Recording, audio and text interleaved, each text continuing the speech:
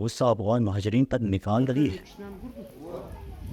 افغانستان پر طالبان مسلط کرنے کے بعد پاکستان کی سیکورٹی اسٹیٹ افغان مہاجرین کے ساتھ مفتح لوگوں کی طرح سلوک کر رہی ہے۔ افغان مہاجرین کی خاص عادت ہے جو آج شدید نفرت کے بیچ بویا جا رہا ہے، وہ دشمنی کو جنم دے گی اور ہماری آنے والی نسلیں انہیں بھگتیں گے۔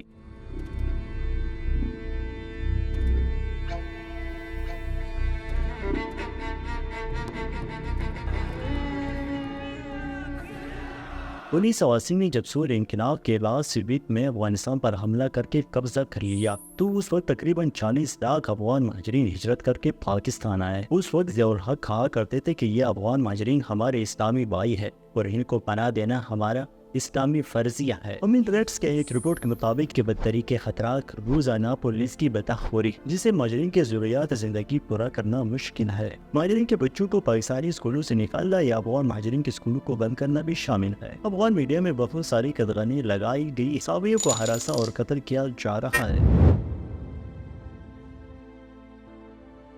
اگر ان حالات میں لاکھوں افغان مہاجرین کو پاکستان سے افغانستان بھیج دیا جائے تو صورتحال کیا ہوگا؟ یا جو خواتین یا جو لڑکیاں تعلیم حاصل کر رہی ہیں یا حاصل کرنا چاہتی ہے، یا جو پوری کار ہے یا موسیقار ہے،